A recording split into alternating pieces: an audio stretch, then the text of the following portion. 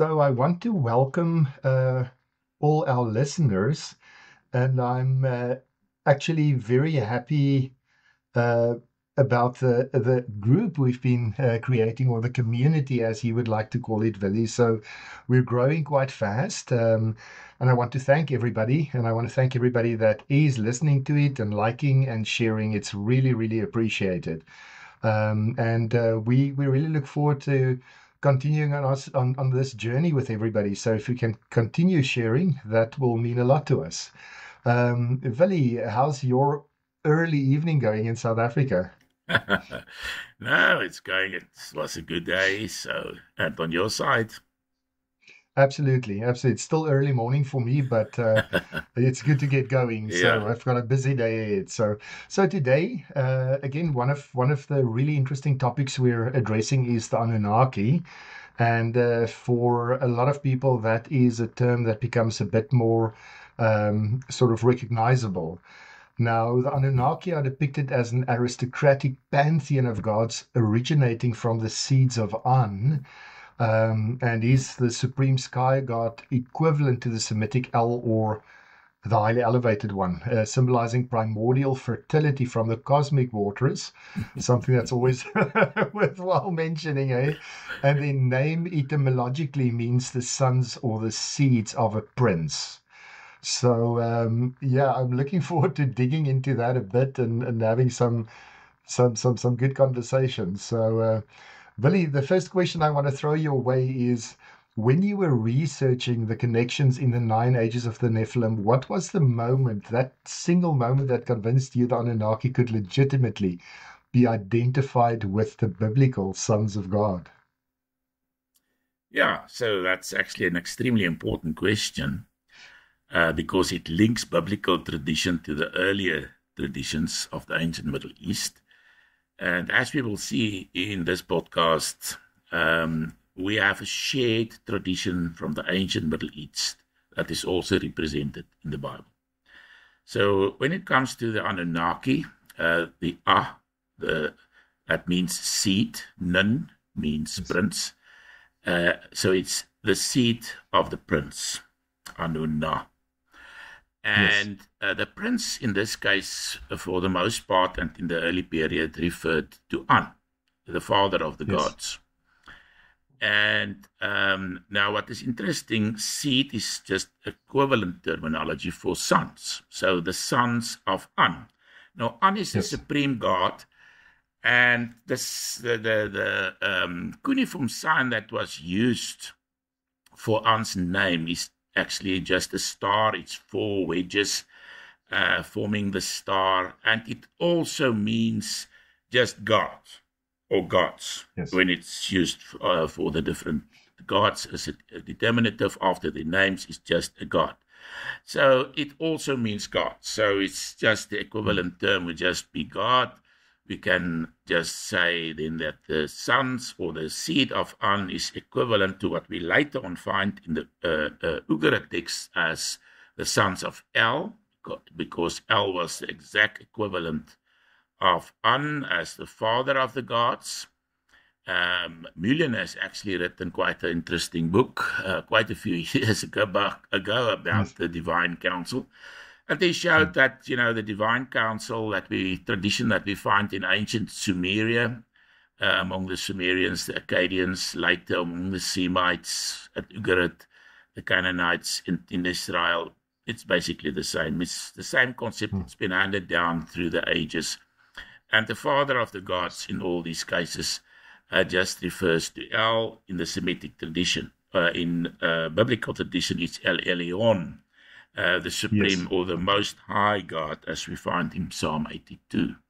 So the biblical terminology, sons of God, it's actually an older kind of terminology that we find it's equivalent. For example, in Psalm 82, it's used as equivalent for gods, and it just refers to the gods in general. And so sons of God is actually a biblical terminology that goes back to sons of El in the case of Ugarit texts, and go even further back, the terminology to the Anunna The Anuna is actually the shorter form of Anunnaki. Yeah, Ki yeah, just means earth. So that's, in my opinion, very much equivalent terminology. It's just been handed down in the different traditions. That the term is slightly different, but it's just exactly the yeah. same. Yeah. Yeah, so yeah, and I mean, interesting. Glad you mentioned Psalm 82 because reading Psalm 82 beside Enuma Elish and Thraces showed that the sons of the Most High God, well, the Most High would die like men, with princes matching the meaning of the Anunnaki. So there's that parallel Yeah, that you can so draw. for example, we read here in verse 6, I said, you are gods, Mm. and all of you are children of the Most High, which is the equivalent term for sons of God. Yeah, So here the gods are just used, terminology gods are used as equivalent for the sons of God or the children of the Most High. Yeah. yeah. Absolutely, absolutely. So yeah, very clear that there's aligned traditions. So, next question. In the ancient Semitic world, the term the sons of God could apply to members of the divine council or lower spiritual beings and even certain priests, although we'll discuss that later on. How do you personally see the Anunnaki fitting into that sort of spectrum?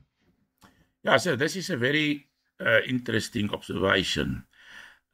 We've just seen that sons of God is an equivalent term for gods. But what is interesting is this exact same word for gods that is found in Psalm 82, Elohim. It's just Yeah. gods, but when it's used grammatically speaking with the verb in the singular form, it refers to Elohim, to the great God of Israel, Elohim. But Yes. otherwise, as in this case, Elohim is translated as gods. Now, what we find is that sometimes Elohim is also used in a close connection and most likely also as referring to spirits, to certain daimons, the Shedim. They were called Yes. Shedim in the biblical tradition. For example, in Deuteronomy chapter 32, verse 17, we read, they sacrificed to demons. Now, demons here is the Shedim, not to Yes. God. And then the next the part of the sentence, to gods, Elohim, they did not know. So Shedim and Elohim, the diamonds and the gods, are here used as basically as equivalent terms. Now, this is very interesting. This shows that in the ancient world, the concept of God was not understood as we do nowadays. Nowadays, we have a massive difference between gods and those that are not gods. This is how we understand things. But in the ancient world, it didn't work like that. So if we go, Yeah. for example, to the Anunnaki. Now, the Anunnaki, the term later on was just used for the princes, the great gods, the gods that gathered in council around the supreme god An. So it was used in that context for the great gods. But exactly as we find in the Hebrew tradition, we find something very, very similar in the Sumerian tradition. So Anuna is also used for diamonds, for spirits. It's precise equivalent kind of usage. So, for example, we find in the death of Gilgamesh, it's an ancient epic, Sumerian epic, we read about the Anuna of the Holy Mount. Now, the Holy Mount in this case most likely refers to the burial mounts. And then it continues, the Ningals, which is just the Igigi. The Igigi was a subgroup of the Anuna or Anunnaki of the Holy Mount. So in this case, and if one also reads the context of this epic, it's quite clear that spirits are being referred to. Other spirits referred to here are those of the priests and so forth.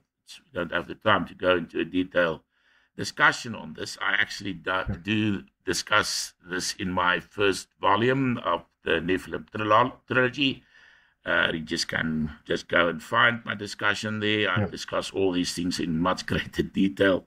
So what we find in this case is that the Anunnaki does not only refer to the high gods, but also to diamonds in this case. What is actually quite interesting is that we can actually make a difference. In ancient Sumeria, a difference was made between the gods of heaven and the gods of the earth. The Anunnaki of heaven, which in this case most likely referred to the sky, the gods of the sky, and then of the earth. Now, the earth in this case most likely refers to the, or not most likely, the terminology here definitely refers to the netherworld.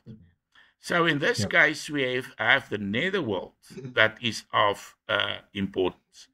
And what we find is that there's an old Sumerian text where we read how the gods of earth and the gods of heaven gathered at the temple of An at Uruk. But in this case, we have good reason to believe that these were not the great gods, but the gods that was brought from Eridu and from Nippur. Eridu in the south and Nippur in the north.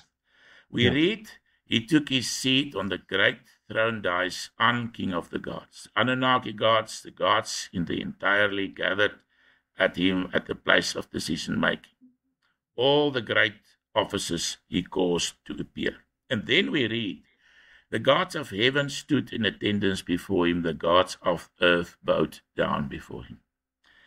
Now, the gods of earth, as I've said, most likely refers to certain ancestral spirits of dead kings. And the reason why I say this is that we find the exact same and equivalent tradition later on in Egypt. So in Egypt, we read also very similar, but in that case, the gods were brought from the south, from Nekhen, as it was previously called, Hierakonpolis in the south, and from Pe or Butu in the north. And they were brought towards Heliopolis, where the upper and lower Egypt met. So in this case, we read, they came to you, the gods, the souls of Pe. So here the gods is described as souls, ancestral spirits. The gods of the souls of Nekhen, the gods who are in the sky.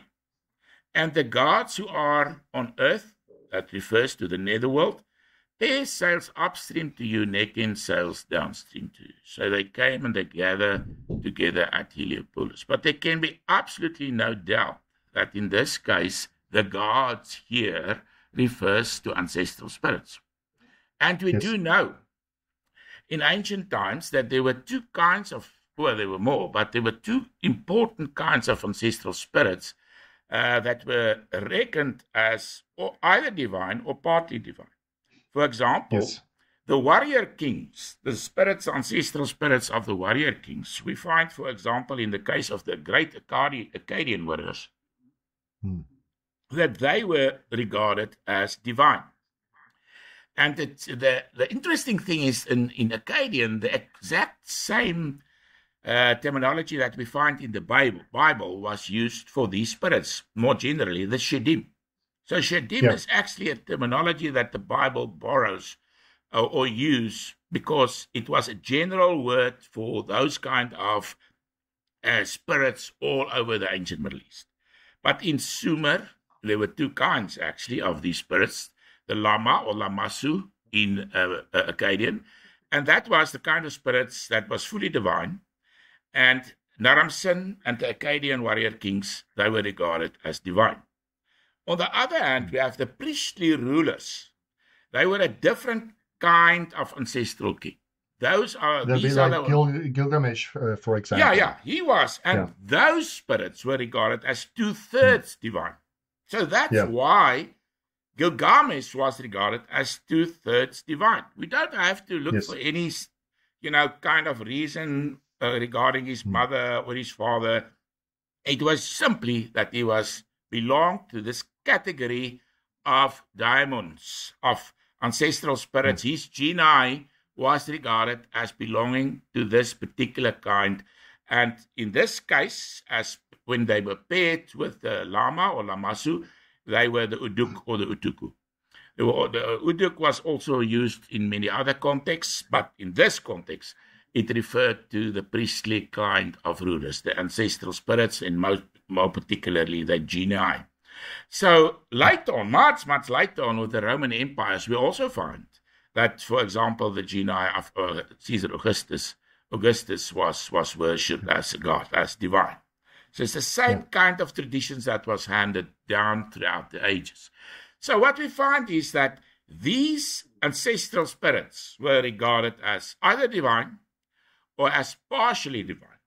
So when we talk about the Anunnaki, it's very, very important to understand that we should make we should distinguish between those Anunnaki that were part of the heavenly divine council, and those Anunnaki that were regarded as ancestral spirits in the burial mounds, and that were a terminology that was used also with regard to the priests, as we will see. Can I sort of safely divide it then into top tier or the great Anunnaki and then lower tier, or let's call it the rebellious Anunnaki? Yeah, so I think we can distinguish between the Anunnaki in heaven, that's part of the divine council. And then we have two groups among them, those that followed An. His seed was actually all the other gods, because he was the father of the gods. And we often find that any other spirits and stuff were regarded as his seed. And then Enki, he was actually another god, the opposing god, as I show in my book. And his name means the Lord of the Earth.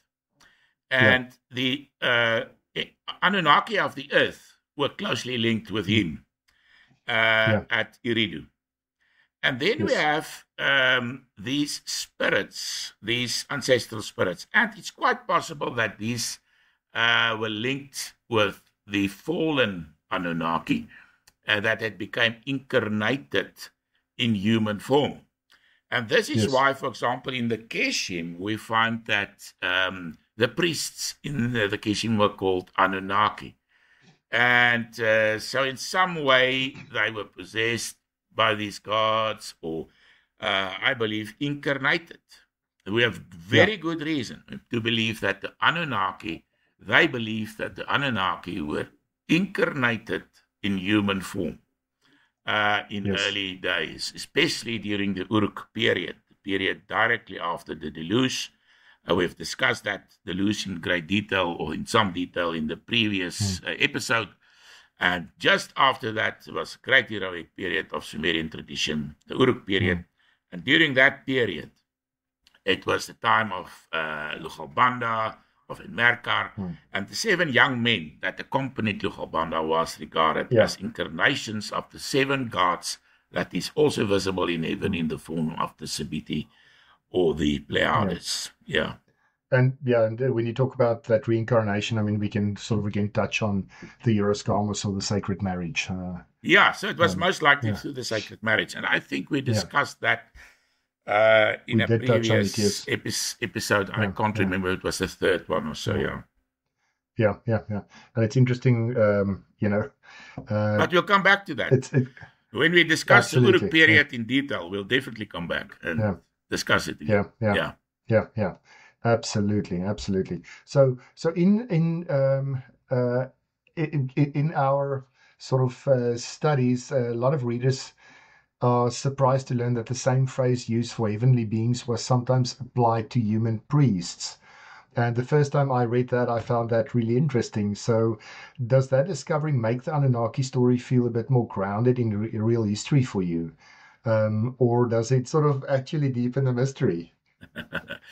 So this is what we've just discussed, that the Anunnaki were also, the Sumerians believed that the Anunnaki in some way took form on earth, that they were incarnated in the form of the priests, in the form of warriors, and that these ancestral spirits of these great warrior kings and also priestly rulers, they definitely distinguish between these two as part of the caste system, because I believe the caste system, the caste system, as they call it, was actually, it was Gilgamesh that he founded that system, in my opinion. You can find it quite nicely. Can you sort of just expand a bit on it? Yeah, that's quite an extensive topic, and we'll come back to that. But we do find in the Gilgamesh epic that Uruk, the city of Uruk, is divided in 4. And those 4 parts in which the city is divided is consistent with the caste system. So that's why I believe that. But we'll come back to that, and we'll discuss that on its own terms. So. Yeah, perfect. So Willie, when you look at the Anunnaki through the lens of the Divine Council, and I like it when Mike Heiser, for instance, he used to refer to the big G God and the small G gods, or big G gods, small G gods. Do you lean towards seeing them as benevolent creators and teachers, or as beings whose actions carried a more complicated, perhaps even disruptive agenda? I want to say malevolent agenda. Yeah, so the idea of a rebellion, let me first say this. As I've already mentioned, the Divine Council is very old. When we have the earliest texts in Sumer, the Divine Council is already well established. The people of ancient Sumeria, the Akkadians, that's the Semites, as well as the Sumerians, believed in the Divine Council. And An, which is the equivalent of El or Elyon, An actually also means the Most High. It's the precise equivalent term that we find as Elyon in the Hebrew. So the Most High God, which is we've just read in Psalm 82, was regarded as the father of the gods because they are called children of the Most High. I mean, if you look at An in Sumerian sort of history, he's the sky father or the king of the gods. He's also the head of the Divine Council, and he's the source of authority for the Anunnaki. Only during the Uruk period. So later on, the whole situation changed, and we'll come back to that and to discuss it in some detail, why it happened. And then Enlil became king of the gods, and he was actually also of Semite descent, as I believe, and many scholars believe that the name is actually derived from Enlil. So the idea that Enlil was the god of the wind, that was a very late development. En means Lord, Lil is here now taken to refer to wind. It can also mean spirit. But the other opinion, and I think has much more going for it, is that it was Enlil originally. I think that's quite well known. And that it was actually a doubling of Enlil. And that's why we find that and the first place where he was, or the first one that worshipped him, was actually in Mebaragesi, which was the king of Kish, and we know the Semites ruled in Kish. So what we find basically is it's a fascinating tradition, and we'll come back and discuss all aspects of these traditions as we continue. But let me go back to your question. So what we find already in ancient Sumer is that there was conflict between the gods. There was some kind of rebellion that's spoken of, and we'll come back and discuss that rebellion in detail. But what we find is that Enki stood in opposition to An. Later on, in Babylonian times, after Enlil became the king of the gods, we find, and when he was actually opposed by Marduk, who took his place as king of the Babylonian gods. In the same way that Baal took the place or became king of the Canaanite gods on his own mountain, which was Sapan. It's just north of the Orontes River. That's why it was, because it was on the northern side of the river, it means north. But the great mountain where El ruled was called Hursanu in the Ukrit text. And that goes back to Hursag, which just means the great mountain in Sumerian. Yes. And that was where An and his son, his beloved son, Enlil or Enlil, where they ruled. So it seems to me that there's quite clearly a continuous tradition. And then in biblical tradition, we also find this conflict with after this various events with regard to the divine council, where this Satan, the adversary in the council, opposes God, for example, in the book of Job. And later on, also in Psalm 82, we find that the gods in the council, in this divine council, that God says that he will actually judge them. Yes. And what is most likely the case here is that some of the gods actually group themselves from the earliest of times with, at first, in Ki, and later on with the adversary, which became known as Satan. And so some of these gods that had access to the council at that stage in history, we'll later on discuss future events, definitely had some other plans and opposed in opposition to what the great God and the father of the gods wanted. Yeah. Yeah. It's interesting when you look at these Mesopotamian myths, they depict this whole situation almost like godly family feuds. And you've got this spillover effect. But yeah, it's funny when you mentioned Hursag, I was thinking about Ninhursag, the Lady of the Mountain. Which is also so very, very interesting there. Yeah, she was the consort of Enki. Both of them were also depicted as serpents, and that's we've touched on that already, but we'll come back to that. Yeah. Fascinating. In the book, you trace how these sons of God figures interact with humanity. Was there a particular text or artifact that shifted your own perspective on whether the Anunnaki were primarily spiritual entities or something more tangible? Yeah, so this is actually very interesting. So this is where the Nephilim enters the story. So what we find in ancient Sumerian tradition is that the one particular dynasty, the dynasty of Uruk, which ruled in Sumer. They always come up. They are the important dynasty in the period after the deluge. The entire period is called after Uruk. It's called the Uruk period by scholars. So during this period, the first dynasty of Uruk, they believed themselves to have been descended from the great gods.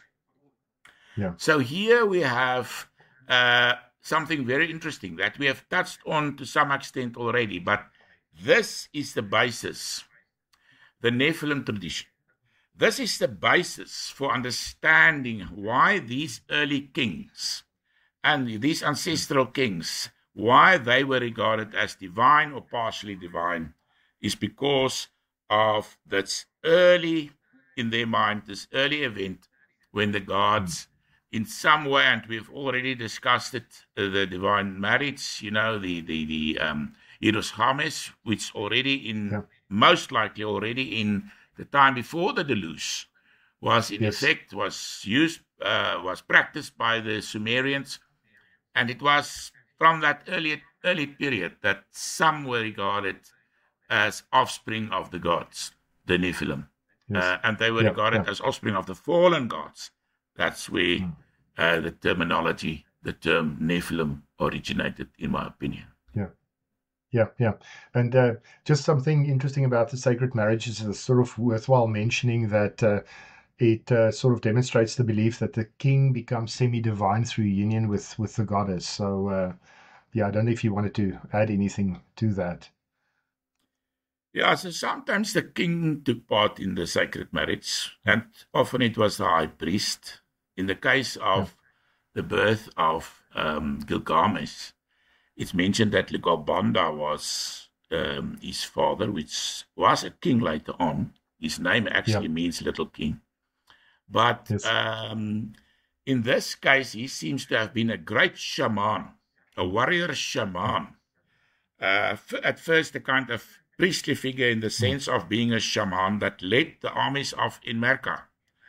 And so he, most likely, during the sacred marriage, it was when he had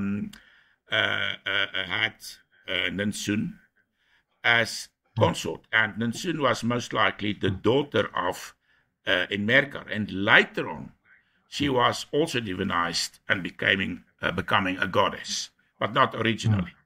So this is the tradition that we find in ancient Sumerian texts. Yeah. So, Billy, when everything started clicking into place while you were writing the Nine Ages, did it feel more like solving an ancient puzzle or bringing up more questions? Yeah, it's trying to bring everything together, in a sensible whole. It's not easy. And that's what scholars struggle with all the time. So for me, it was just fascinating. It was like a massive puzzle that I tried to bring together with all the different riddles and stuff, involved here. So it's a fascinating story. I just enjoyed it.